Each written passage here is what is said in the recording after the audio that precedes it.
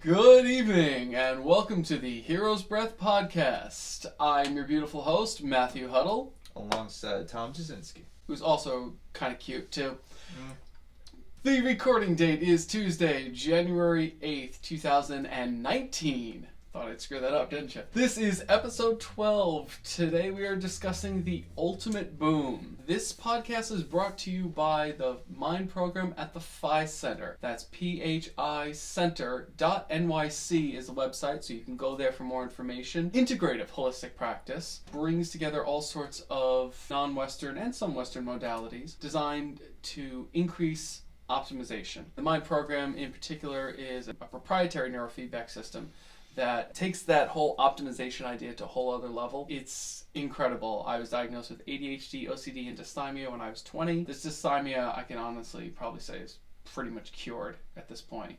So I really can't get depressed. My brain just has this ability to integrate the unconscious, subconscious, and conscious mind. Of course, you can actually watch my Mind Program journals where I talk about my experience with the program on the YouTube channel. This is also brought to you by, quite literally, our good dear friend James Morano. The man is magic when it comes to video editing, shooting, and podcast editing and shooting. I definitely encourage you guys to check out his website, James Morano, MORANO.com. Last week we were talking about the Apotheosis. We were talking about the moment everything clicks for the hero when he's really willing to put himself aside and he has that moment of maturity where he's integrated his shadow self, had that atonement with the father, and he's accepted maybe his role as a sacrifice. Now it's time for that actual victory. So it's the climax of the story. This is where all the knowledge and skills and abilities and allies that he's gained throughout the journey all come to the fore, and it's that whole final battle of good versus evil. You have all sorts of motifs and themes. Everything just runs together now. So the Lion King, this is when Simba finally defeats his wicked Uncle Scar and ascends Pride Rock and roars, asserting that after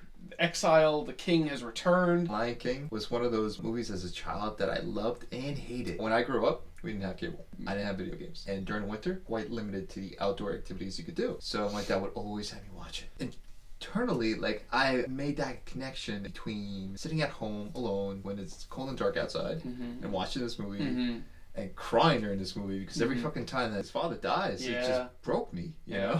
To the point where I hated watching the movie. But it pulls you through that hero's story. The bad parts, the parts that are hard to watch. Somebody said they already made a live-action Lion King. It was called Black Panther. You know what? Can I just tell you, with Black Panther, I didn't feel like they gave the hero enough of that development, enough of that arc, enough of that, there was some trial, but there wasn't this whole, transformation. They did it more symbolically in his, fall off the waterfall, his literal descent into underworld, into death. I felt there was a lot of things missing. I mean, it followed the hero's story arc. I just felt like a lot of it was rather slapdash. They're just here's this obligatory part, here's this obligatory part, here's this obligatory part, here's a bunch of the actors you wanted to see, here's the music you wanted to hear, now give us $1 billion for it. Humble opinion, and this is where we're going to end the tear. It was Marvel's laziest success.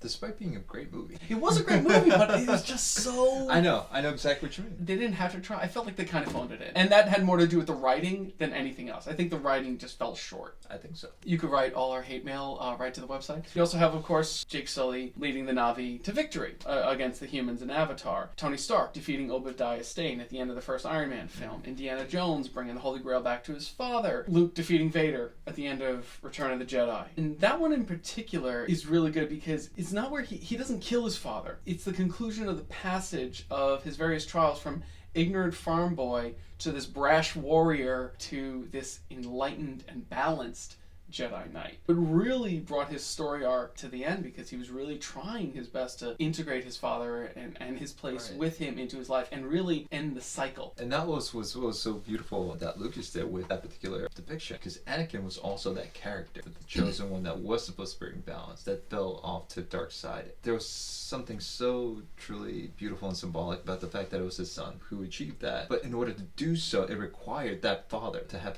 had approached the dark and then symbolized the dark and then the sun, the light. But ultimately, it's not a battle of light and dark. It's about the balance, the integrating the two, light and dark. right? Yes. And him, of course, killing his father would have moved him closer to one extreme than the other. It was a mistake that the father made. So there was also that restoration. That was so beautifully portrayed, I think. After we face all these trials, we're going to, and you've talked about this in terms of your political views, you've talked about this in so many different ways. We always tend towards extremes. Yeah. But the end game is the integration of all of that. So now, what do all these stories and almost every other story have in common when it comes to this phase is the fact that the hero doesn't win alone. Simba goes back to the Pride Lands with Nala, Rafiki, Timon, and Pumbaa. They then rose the rest of the lions to fight off the hyenas, and Simba took on Scar. That's usually what happens is, like, supporting characters take on their opposites in many ways. Like Infinity War was great in showing that, how like each character is matched up with,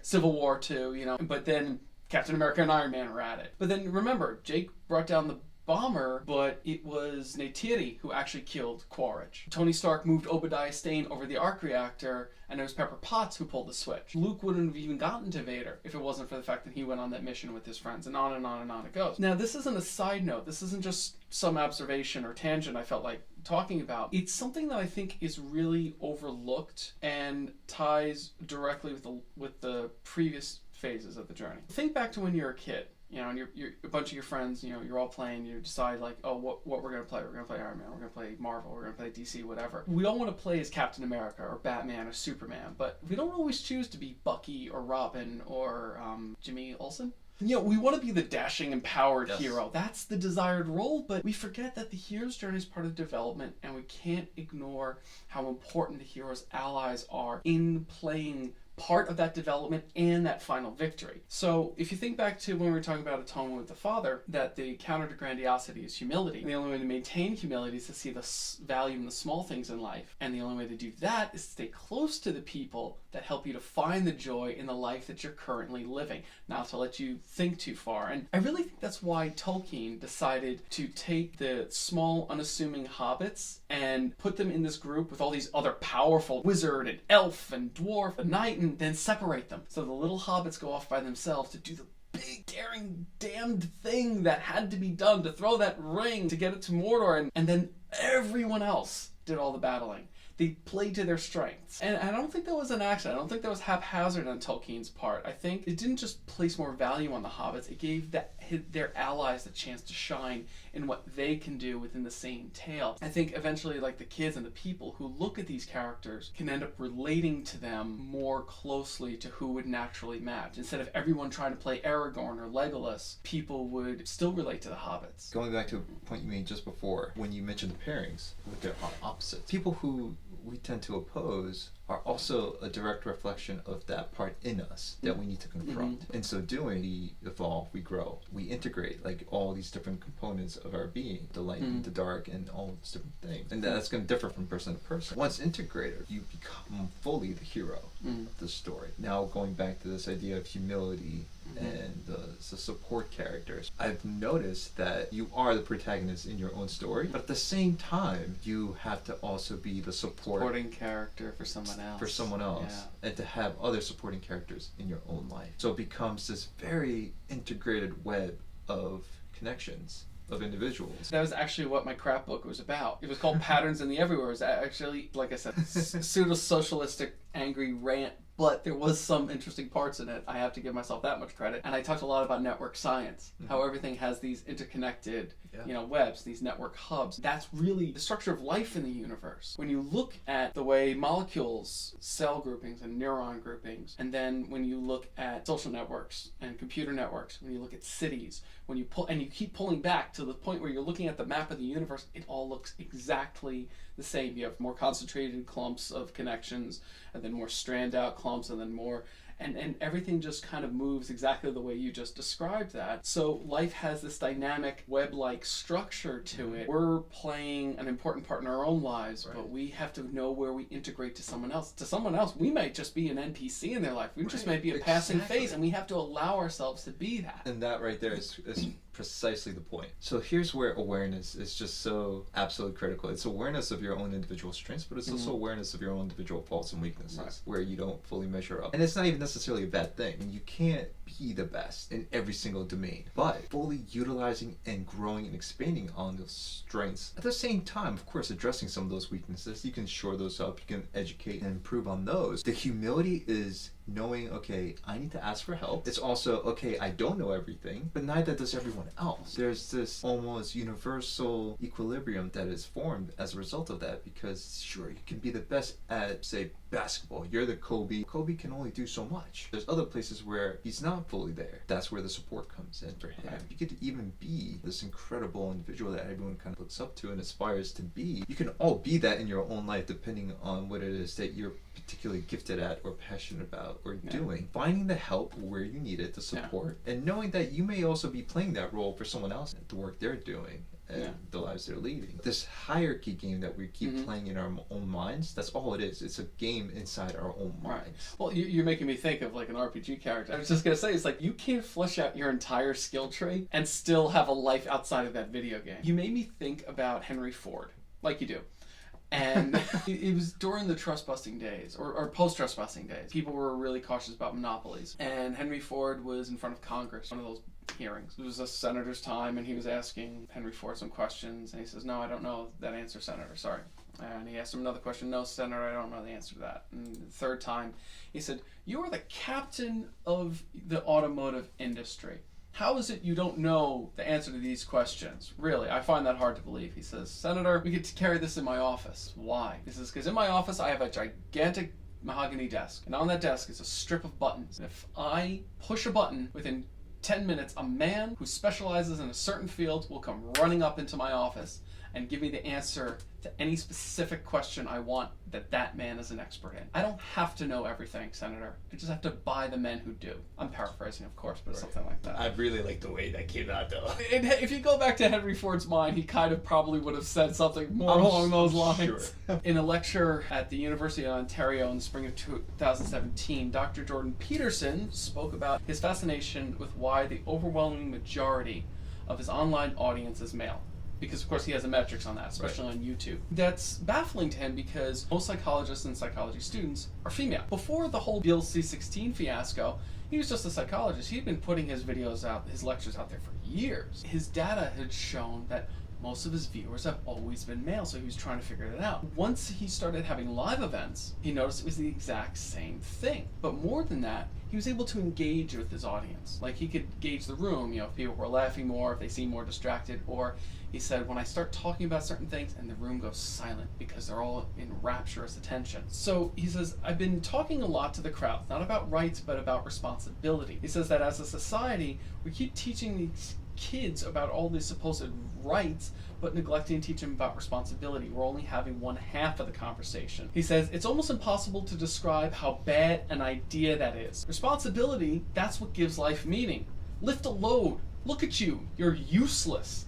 Easily hurt, easily killed. Why should you have any self-respect? Pick something up and carry it and make it heavy enough so that you can think, yeah, well, useless as I am, at least I can move that from there to there. And he says that's when the men's eyes light up. And he expounds on the idea, and you can see the gears locking into place for them. When he's talking about ancient stories, he's helping the audience put important elements together. That's really what stories are designed to do. These are old thought experiments, basically. He says this responsibility thing, that's a whole new order of this. Young men are so hungry for that, it is unbelievable. And so that means that we're talking about a huge untapped field of potential for change. Anyone could be anything, so we gravitate to the characters that most speak to us. And again, that's why Tolkien's story is so great, because he left this swath of characters that you could choose from.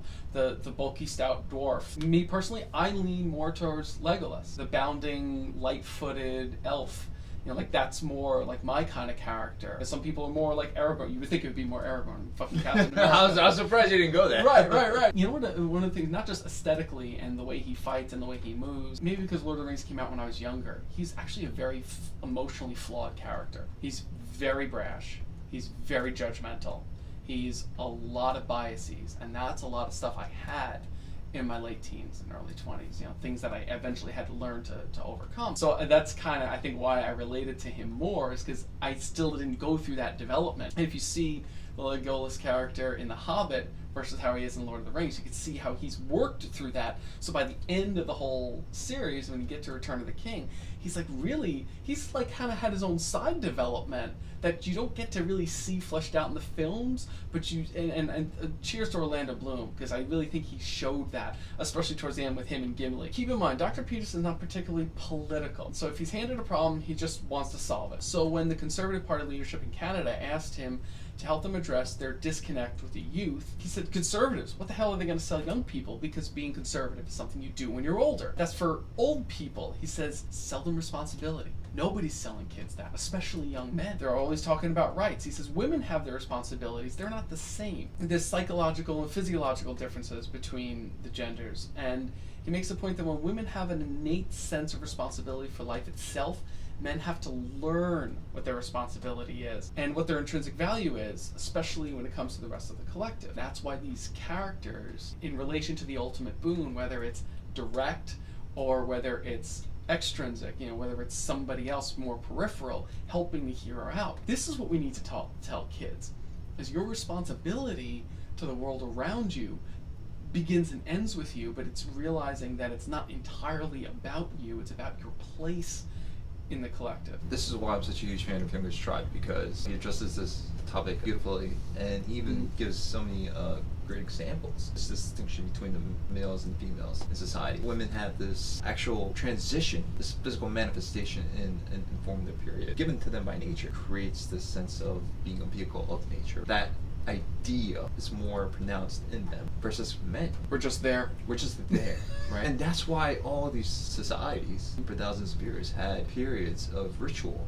that helped man transition. The idea of the hero's journey is ultimately one of integration, but it's integration of the individual internally so that they can then be a responsible individual back in their community, right? So it's this mental, emotional, physical integration of the entire person. Ultimately, the idea is service, it's responsibility. It's responsibility for yourself in terms of developing your individual self to be able to achieve those states, but for the purpose of coming back into that community to which you have a responsibility as this newly formed whole individual. And the brilliant part is, without losing your autonomy or individuality, you didn't sacrifice any of that. You're no longer potentiality.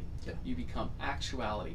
So this is where the actuality meets the road. I'm sorry. I brought up Junger for a reason, and I forgot. I just realized. He gives some examples. This idea of ritual today we no longer have. So that's why so many men are lost, because there's no clear delineation of responsibility. That's why you have so many men who internally crave that, and so you see men who go off into the army, join the Marines, you know, because they crave that, they seek that out. I like the fact that you used the term vehicle for life. Vehicle of nature. That was Campbell's exact words. Yes. Nature is life-giving. It's nourishing, right? He gives the example of the men who go and fight wars, but when it comes time to make peace, women's internal natural constitution is life-giving, and so they're going to be more likely to want to do peaceful negotiations that are going to benefit all parties, to limit the amount of loss of life. There are clear differences between the two genders, and the responsibilities that come with them are very different. Women have it given to them, whereas men need to have it taught to them, given the tools, given the transformation, the challenges and the hardships in a structured way, precisely, right? Not haphazard, like, oh, you go to college, or maybe I'll take my boy hunting, and everybody does it differently. Our culture should have a specific ritual, because as Campbell was bringing out in that interview, and Junger, I'm sure, mentioned that, a woman, she gets her period, she goes and sits in a hut with all the women of the tribe, her mother, they talk about it, they educate her on what's going on. We have to choose to become a vehicle of society, as Campbell brings out, that a boy would have to be educated in the ways of his culture throughout his life, and that at a certain point go through a specific ordeal that is unique to that tribe, to that culture, and that would usually, again, reflect off of their mythologies. Sometimes a boy would be dressed up as one of the gods to go through the ritual. Of course, it would be somewhat safe, but they put him through a cave or put him through this send him out into the woods. He would have to make the choice to become a man and make the choice to integrate the lack of his childhood, the sacrifice of his childhood, integrate that into the culture, into his society, so that he could become a vehicle of that society and could help it to continue on, and then eventually find a woman or get a woman or be given a woman or buy a woman or whatever they do in their tribe, and then do the same thing with his kids. Without that cultural mechanism, we have a world of lost souls, longing for guidance, human males roaming the earth like grown children, without the ritualistic fires of tribulation to turn them into something useful, without any real meaning. As Dr. Peterson says, if they have nothing worth living for, then they stay Peter Pan. The alternative to valued responsibility is impulsive, low-class pleasure. Why lift a load if there's nothing in it for you? And then he talks about how we, in our society, seem to be villainizing men more and more. And there's a lot of research on this and books written about this. So boys will just opt out of the game. We tell them, you're pathological and oppressive and everything about you is wrong and evil, and fine. Why the hell am I going to play? You have this whole MGTOW crowd, men going their own way. They pay for whores, they play video games all the time. Some of them are actually into physical fitness, but they don't do it for anyone else's pleasure but their own, so they can live longer as their own. They're basically checking out. Let me finish reading what Peterson said. If I get no credit for bearing responsibility, you can bloody well be sure I am not going to bear any. But then your life is useless and meaningless, and you're full of self-contempt and nihilism. Man has to decide that he's going to do something.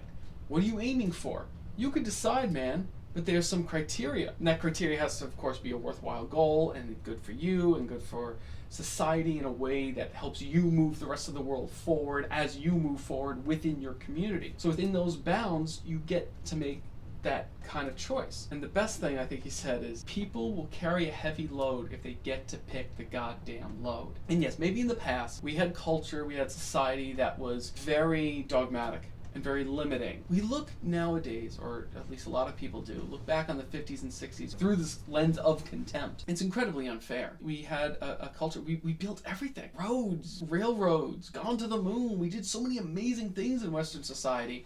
And now we just look back on, yeah, but you had a lot of closeted people not being able to come out, and you had a lot of, caged housewives, and you had a lot of this, and all they look at is the negative. They don't look at the accomplishments. They throw the baby out with the bathwater. We're doing, I think, to that time period, what that time period did to a lot of people. It doesn't help. Two wrongs don't make a right. So you look back on that time when we valued young men and what they could do. Again, maybe we put them into too limited channels. We didn't give them as much. So when the 60s and 70s came along, they just broke out and pursued drugs, sex, and rock and roll and didn't do anything worthwhile. And then we wonder why our culture broke down. Because then after that, they didn't go back to any of the core foundational things that built the country in the first place. They just fell into corporate materialism because why the fuck not? I went from being the stone loser at Woodstock, now I got real, threw out the tie-dyes, got a corporate tie, and now I'm sitting in this cubicle. What the fuck is it worth? I might as well work my ass off, get a jet ski. Threw out the tie-dyes and put on the corporate tie. I love that. But you know what? You said something earlier. God only knows where. Being able to choose your load. That was where I started this whole tangent. Thank you. That's why I need him.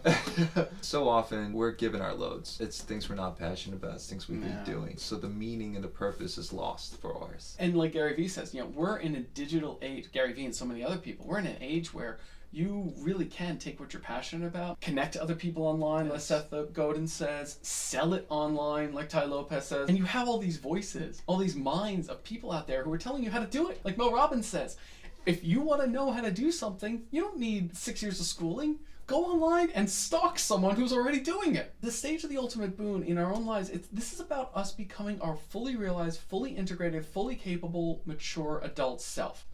This is where we take all those lessons from our own lives, we go from potentiality to actuality. All the work goes from theoretical to actual, and we can actually do something. I don't know how many times I'm going to use the word actual.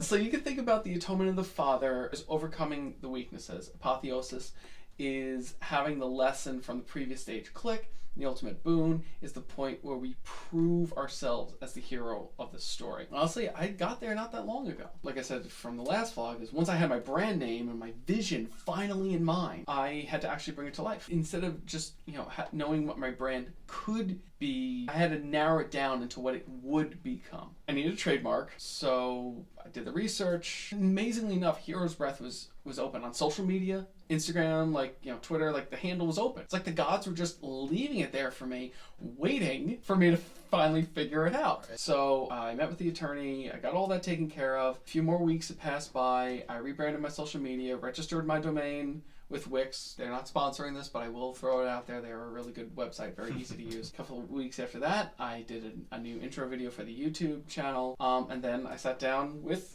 you, and we started recording our first podcast 12 whole episodes ago.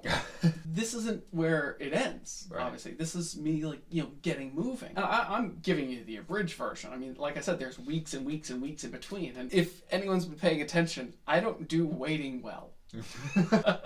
It was somewhat painful. It was like in my own mini ordeals as I'm trying to figure this out. Oh, okay, I got this brand now. What do I do? Oh, okay. And then I email the attorney, and I'm just I have clients on the reformer. I'm like, and 5 and 6 and 7, I couldn't help it. It was just so on edge. The blogs I write serve as the notes for the podcast, and you, of course, help me add layers and layers of depth onto that. I don't know if I've said this before. I don't think I have, but there wouldn't be a podcast if it wasn't for Tom. No, it's true. There would be. No.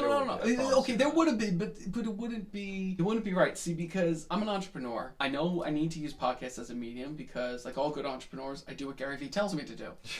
But I don't know podcasts. It's not my thing. YouTube's my thing. I'm more visual. I don't know what they're supposed to sound like, how they're supposed to be structured. Tom listens to so many podcasts, he doesn't know when he's remembering something from a podcast, a movie, a TV show, a book, or anything. It's all a podcast. It's the Daredevil podcast. So I needed this guy. I needed but he's not peripheral, obviously. But I needed the support. Right. From you to help me build this. So then eventually we can go on, and not to spoil anything for anyone, but we're planning eventually on doing live workshops, live seminars, webinars, to take this material and move on to doing more things in the real world. Where it could go from there and what scale it could go to, I can only imagine, hope, and dream about. That's not the important part. The important part is actually sitting down, and Gary Vee talks about it so much. David Meltzer, another one, talks about it. It's people have all these questions, and what can I do? How do I start a YouTube? I want to do a YouTube channel. I want to do a podcast. I want to do this. I ask people all the time, well, why haven't you? Oh, because I don't know that. I'm like, what's in your pocket? iPhone, Android, something, right? Go, just go. And dude, thank you so much. You support me too in everything I'm looking to do and hoping to achieve. And even the work that I'm doing at Phi Center. Yeah, the mind program, and talk about nutrition and fun physical stuff,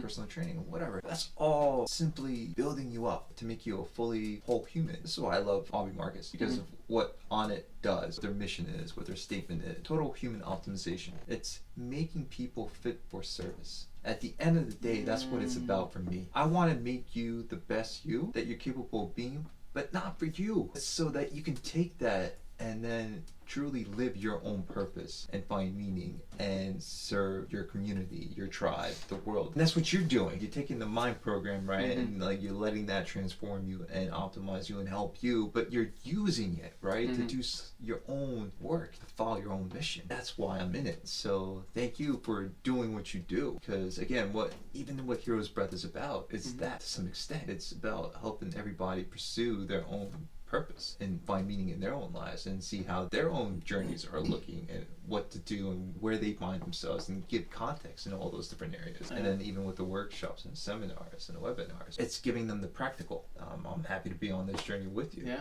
I don't know what's going to happen when we actually have a fight. And notice I say when. We're going to be at each other's throats at some point or another, but he's still bigger than me, so we'll see what happens. I'm going to give you the secret now to dealing with me. It's literally just let me just blow up. It doesn't mean anything. It just blows. It just goes. Don't log anything I say as being important until I'm done. And you know what's so funny is I'm trying to also get over my own self. One lesson that I've really kind of internalized so well. I read the 4 Agreements way back. This one that I'm really coming to fully kind of integrate is don't take anything personally. I knew it. I knew that was know? good. Because of what we've talked about before, and I'm just like, it's going to be that one. I know it's going to be that one. So here's where the awareness and the compassion kind of kick in. You're seeing your own faults, knowing that others have theirs, knowing that you have your own biases and programming that kind of formed and influenced you. Others have theirs. So they respond to their own. And whatever that programming and their fears and all their traumas are leading them to do, the way they speak, the decisions they make, the way they behave, the way they treat you. Well, it's not about you. It's about their own shit. And I got my own shit. I'm aware of that now, far more than I used to be. Like, this person didn't get back to me. Like, oh, that's rude. They must not like me. That's disrespectful. Well, right, wait, well, actually, that's my own lens. Doesn't necessarily mean this person is actually disrespecting me. They've just been informed differently. Maybe whether it was their culture or their upbringing, their home,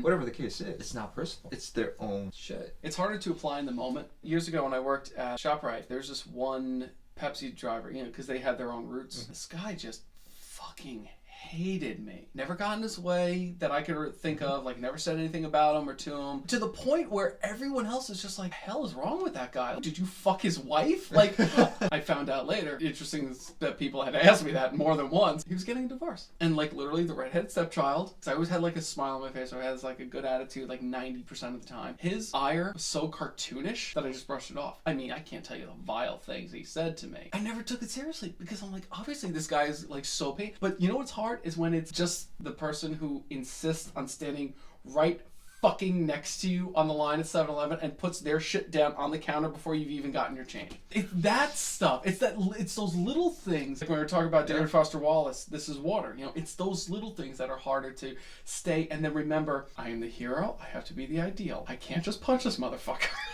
And if you're struggling with that, guys, neurofeedback.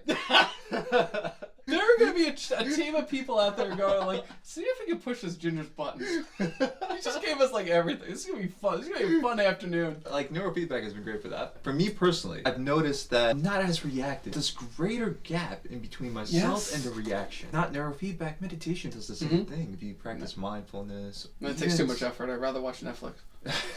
There's all these different tools that we can use. Again, the ultimate boon is when the culmination of all the skills and all the tools and everything that you just said, but also the allies. So if I honestly start shouting out everyone, this would take hours. And I'm still going to forget somebody. And not just the people who've supported you, but even the people who antagonized you. Yeah, and served as the example of what not to be. So all of this goes into integrating myself. And like you said, the neurofeedback helps you get that gap between yourself and the situation. But as we were talking about last week, privately, is lately I've been getting this ability to actually integrate my unconscious, subconscious, and conscious mind in ways that I don't necessarily know what's going on. Or maybe a few months ago, I would have gone for months and months and months and months before finally figuring it out and having some weird epiphany. Now, that time shrank to like a couple days of just wondering, why is this triggering me? Why am I having this reaction? Why do I seem like I'm backsliding in terms of my mood and behavior? Oh, it's this issue that I've just not been dealing with. Now I'm going to deal with it. And all of a sudden my mood changes again. And that's the amazing thing I've been finding with the neurofeedback. And I know it's a neurofeedback. And you know what I love? When I hear something like that, because that tells me, okay, he went from here, he improved in this. He's working with it. So he's allowing it to transform, but he's doing the work. It's not just like, okay, here's a tool, but like you're doing the work to integrate it, to use it. Guess what? That's making you this more whole individual. Right. And then you take that and you bring it back. It's in the work that you do, things that you write, and what you produce and give to the world. That's so gratifying to me personally. I'm glad I could help. Thank you for gratifying. No, you're so welcome. Now, I can't tell you what the ultimate boon's going to look like in your life. You're going to have to figure that one out. Right. But it's the easiest stage to identify for yourself. The one thing that you have to understand more than anything is that it's not necessarily going to be one victory. I realized my ultimate boon stretched out over a couple of months as I got this business up and running and going. Unless you're like in the kind of job where one deal can make or break your whole career, like a lawyer or salesman or something like that, usually it's going to be a whole bunch of transactions. But it's when you start to see all the hard work that you put into yourself reshaping your world. Your relationships are changing. Your finances are changing. Your outlook, the world looks different. That's going to come as a result of the ultimate boon. You have to have that honest assessment so that you could see how that transition starts to happen. Life is full of variables, not just in terms of what can happen to us, but how we can happen to life. The hero has to be that thing bigger than himself. And we're going to talk more about that in the next few stages. But if you're on your way to becoming a fully developed human being, especially as a man, you have to learn to narrow all those variables to a single point where you can take command of who you are, what you're doing, when you're doing, how you're doing it. You can't be a control freak, obviously, but you can't expect things to go your way, and more often than not, it's going to go the opposite, but it's how you're going to react. And if you consistently work on becoming the best version of yourself, you can eventually trust yourself to deal with the unpredictability and know that whatever variables are going to come up, you'll figure it out. And I can't tell you how many times I've run into a situation. I know how I would have reacted just months prior. Like over the summer, I got nailed for speeding. It was stupid because I knew the cop could have been there. I knew he probably was there. I didn't flip out. Like I was annoyed and obvious. But eventually, long story short, by the way, everyone talks about how these phones listen to us. It actually came in handy because an Instagram ad came up on my phone for an app called Off the Record. Put me in touch with an attorney, got 2 points off, markedly reduced price. Even the Scary Orwellian chick could help you. Point is, because I've been doing this work on me and because I've been allowing these parts of myself to integrate, I can even see in just that instance, and this is still going back over to like the spring, early summer, like May, June, that was already starting to happen for me. I think I was only in the mind program for a couple of months at that point. It was knowing that I'm not a hapless victim of circumstance. I am the hero of my own story, and everyone else can be too. You don't have to be an NPC. Like you said, you know that there are going to be allies in your story, and you're going to be the ally for somebody else, and you're going to come across NPCs, you're going to come across villains, you're going to be more in control. You're going to allow yourself to be that vehicle of life, the vehicle of the story, the vehicle of your society, and you get the chance to really be in full command and control of your own existence. And I really can't think of anything more powerful than that. Consider it myself. We'll try. Yo, I say Hakuna Matata, baby. Yep, that's copyrighted. Ultimately, again, it's about continual development, which is what we're about too, and what we're hoping to encourage everyone listening to continue to pursue, in whatever way that means for you. You know, whether it means going online, educating yourself on a topic that you need to educate yourself more on. Develop some expertise. There's no excuse, especially now, especially today. Anything that you need, you can learn. If not learn, outsource. Like we did with James Morano. Thank you, James. It really requires you to fully understand that you are an integral part of this society, of this world. You have a mission. You may not know what it is yet. Look into what your passions are. Look into those areas so that way when you choose your load, you're going to pick it up and you're going to deal with that shit regardless of what comes your way. You'll be more invested because you're going to love it. And it's what you need to put out into the world. It's coming from a very deep, deep place inside. It's coming to terms with all those different things, continually engaging and challenging yourself, continually trying to integrate the dark components of your own inner self and letting that transform you so you can become this whole individual and become this responsible member of society. You got to be of service, and in order to be the best service that you can be, yeah, you got to be the best you that you can be. Love that. You said so manly. What a lot of those hippies say is, you have value. You literally said everything but that word. It's so thrown out. It's kind of like covered in like daisies and lilies. Yeah, you do have value. But, as Dr. Peterson says, you have value when you do something. You don't have value for living. You have value for doing something, for being responsible, for yourself, for your society, for taking control of the very life that you want to live, for making something of it, not just for showing up. We're going to be harsh on this. There's no coddling here. Do something. Lift a load. Take responsibility. Then you can really feel that value. Life doesn't respond to what you say. It responds to how you feel. All that hippie woo-woo shit. You want to feel valued? Take some damn responsibility and execute on it. You'll feel value when you give value. Damn it, he still did better than me. Right now, Tom is winning the t-shirt contest.